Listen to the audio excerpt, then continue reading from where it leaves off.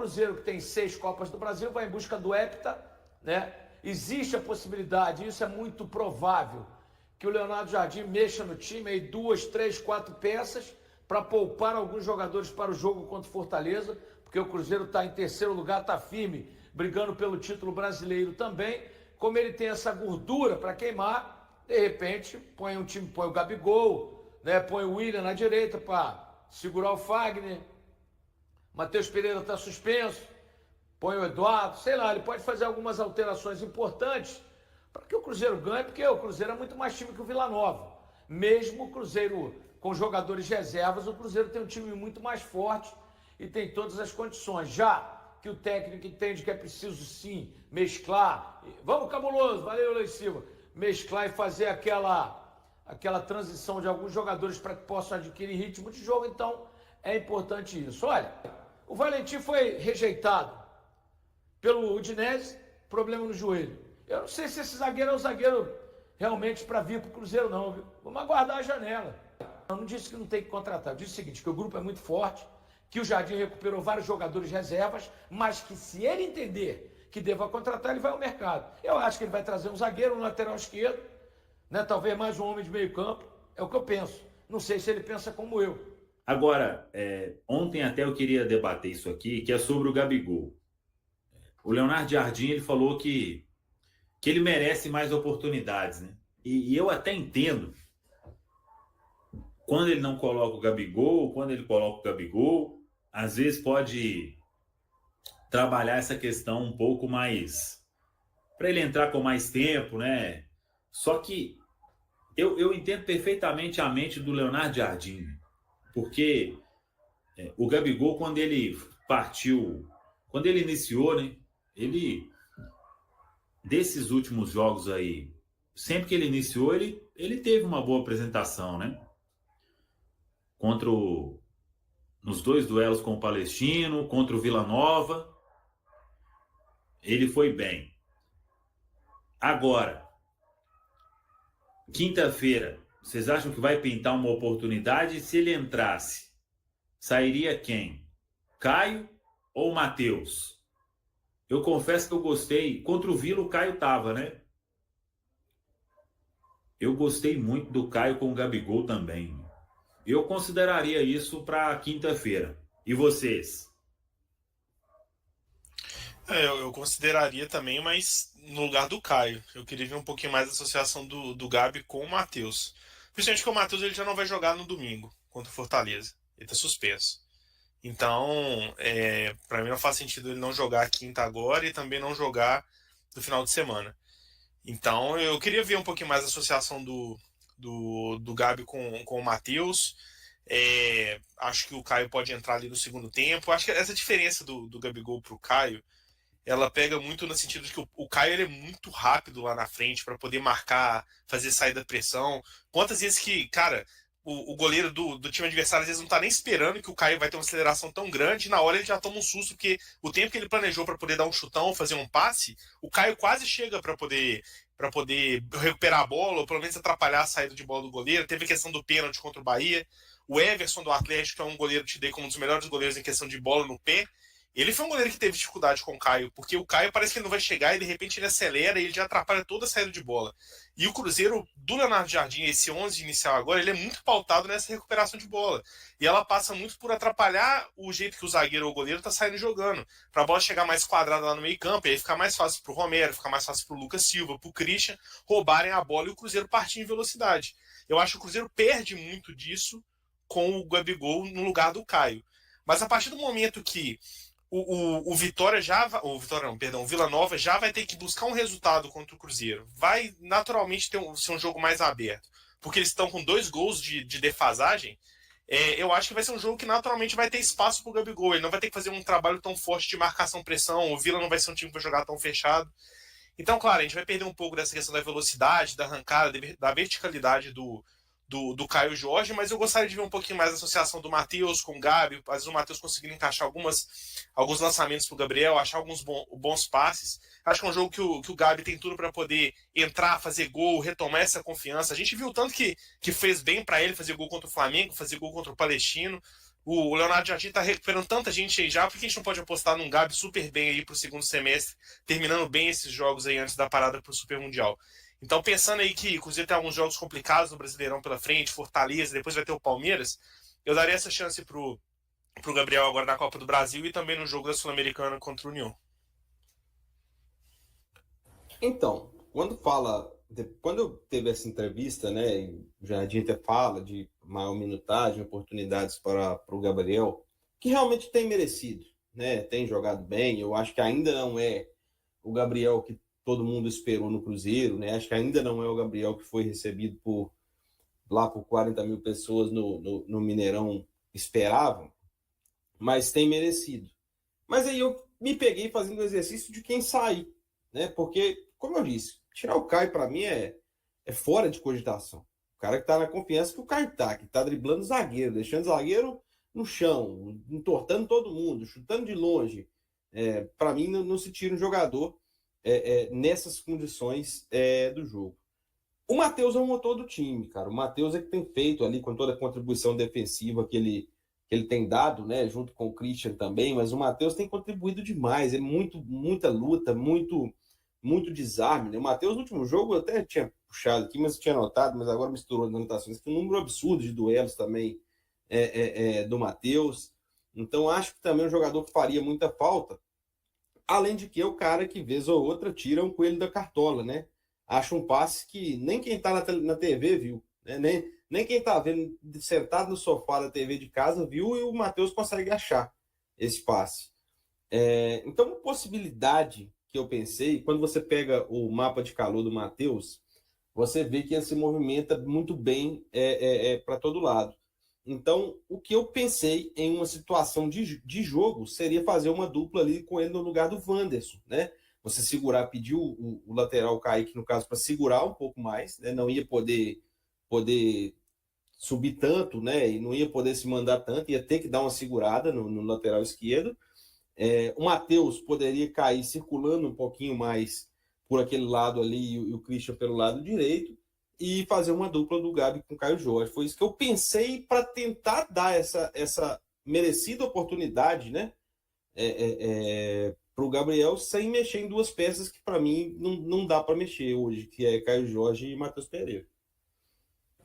Seria testar de uma maneira diferente, né, Rafa? Eu acho que foi o mesmo exercício que eu acabei precisando fazer para que pudesse manter o Gabi e também o Caio Jorge juntos, né?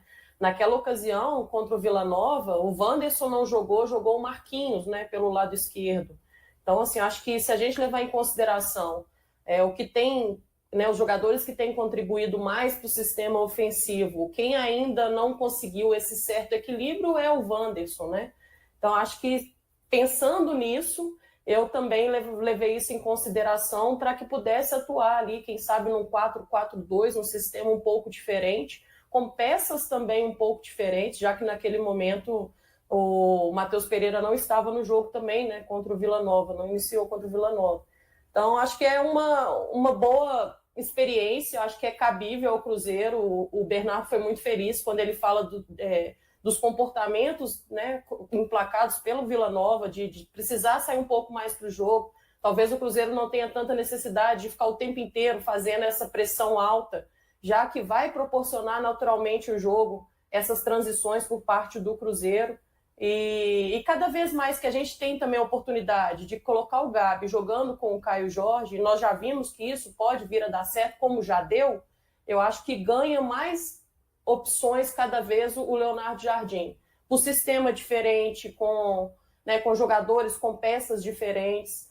Será que tem a necessidade hoje de ter somente um titular no ataque, né? No caso o Caio Jorge? Será que não daria em algum momento, pensando até na composição do adversário, dos dois estarem atuando juntos?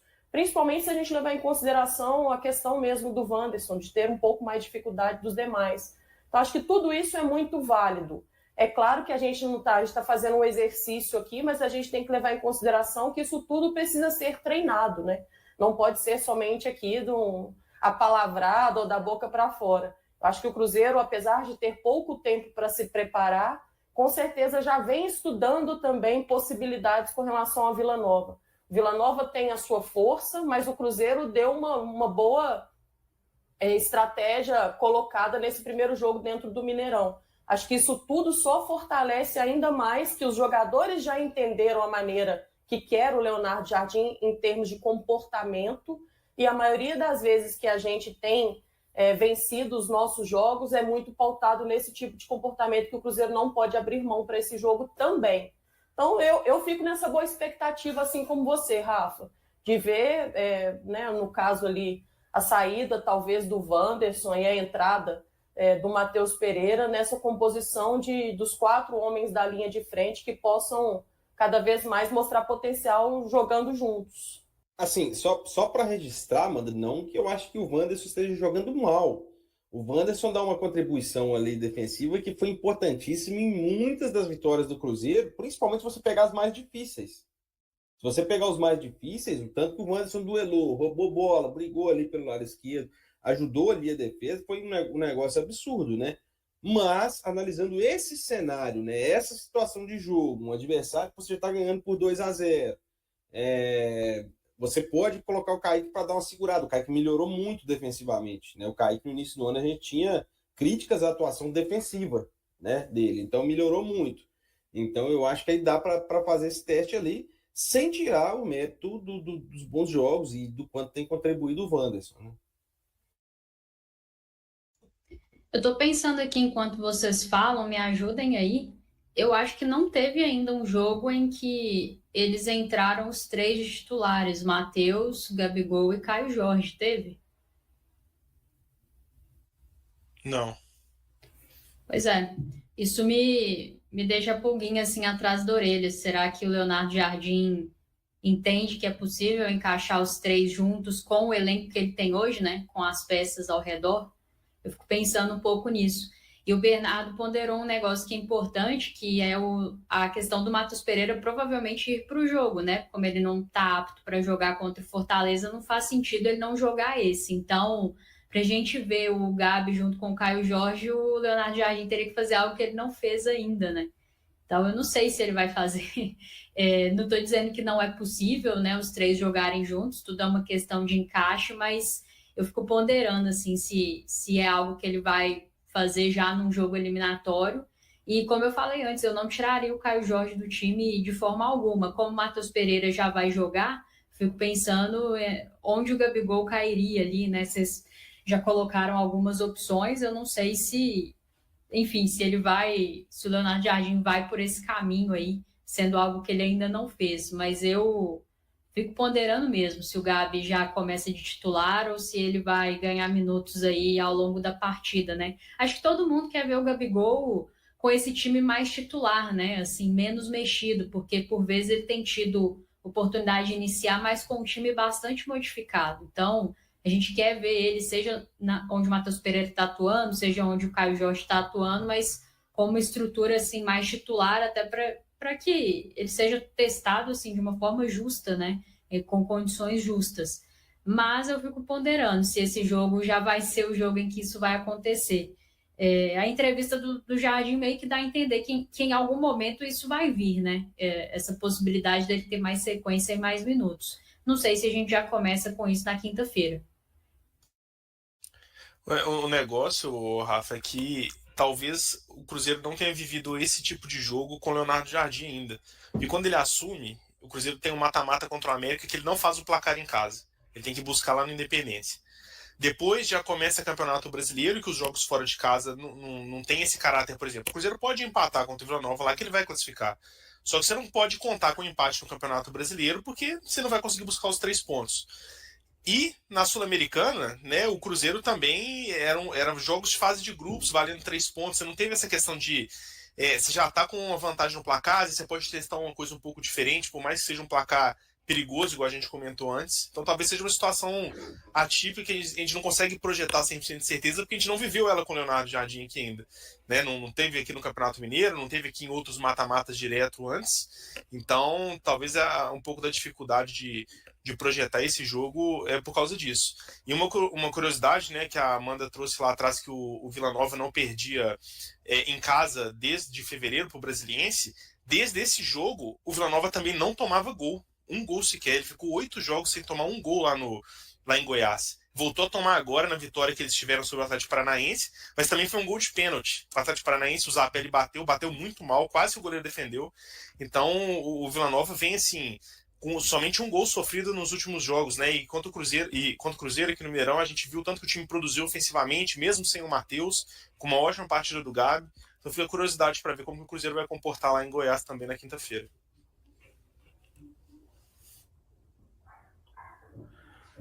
Vamos ver aí essa questão do Gabigol, então, se tem alguma possibilidade, né? Realmente, desde o jogo do Muxuca, inclusive, ali ele escalou Gabigol, Matheus Pereira, o outro lá, né? Todos juntos, né? E desde então não teve mais Gabigol e Pereira começando um jogo, né? Ou teve? Desde o Mochuque? Acho que não, né? O Gabigol foi titular contra os dois, contra o Palestino e contra o Vila Nova, né? Foi isso. Tô curioso para ver isso aí. Não sei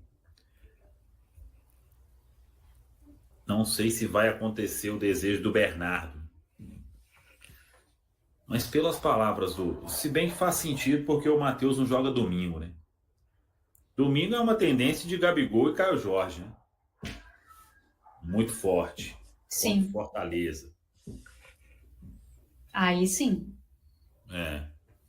Cara, eu acho que a questão da sequência faz bem pro jogador também, né? Quanto tempo a gente ficou pedindo sequência pro Kaique, que jogava um jogo, depois voltava depois de 10 para lateral esquerda, e o Gabigol que faz bons jogos pontuais quando ele tá cercado com os outros reservas, não tem sequência com os melhores jogadores, né? Pensando que ele vai jogar no domingo contra o Fortaleza, eu acho que ele tem uma ótima chance de esquentar a turbina ali, de começar, né, o movimento contra o Vila Nova para ele chegar bem, por exemplo, no domingo contra o Fortaleza.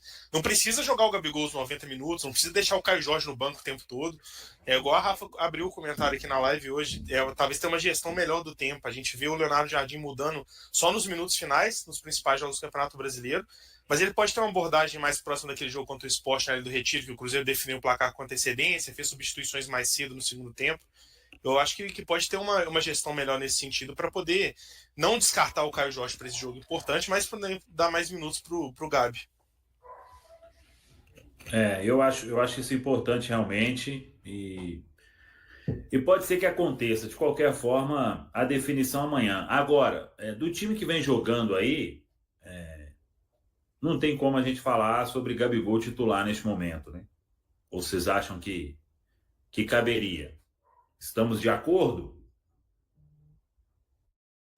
Eu acho que só a única coisa que eu faria mesmo seria esse teste que eu falei aí, que a Amanda citou, e aí, conforme o resultado do teste, a gente avaliaria, né? Eu acho que o Leonardo Jardim tem prezado por mexer menos possível na estrutura do Cruzeiro. Mesmo quando ele muda as peças, a estrutura ele tenta manter, o esqueleto do Cruzeiro ele tenta manter. Quando a gente pensa, e é igual nós citamos aqui, né, na ausência do Wanderson ter o Gabigol não é esse jogador que daria, por exemplo, para jogar, pelo menos não no meu conceito, quando tem a presença do Matheus Pereira. Um jogador que poderia cair pelo lado esquerdo, diferente do que ele faz e faz muito bem caindo um pouco mais para o lado direito. Então, acho que acaba que automaticamente você força um jogador que sabe desempenhar centro, lateral, centro, ala direita, para forçar ele a jogar um pouco mais pelo lado esquerdo. E quando a gente leva em consideração a postura também do Caio Jorge, quando tem a presença do Gabigol, o Caio Jorge tem até um pouco mais de facilidade para cair para o lado direito do campo e não para o lado esquerdo também. Então, eu acho que fazer com que esses dois jogadores estejam dentro do campo, o Gabigol, o Caio Jorge, e também na presença do Matheus Pereira, é forçar um deles, né, entre o Caio Jorge e também o Gabi, a jogar numa posição, numa situação de jogo que eles não estão acostumados. Ou então que pelo menos não vem demonstrando dentro do campo ter essa facilidade para jogar pelo lado esquerdo.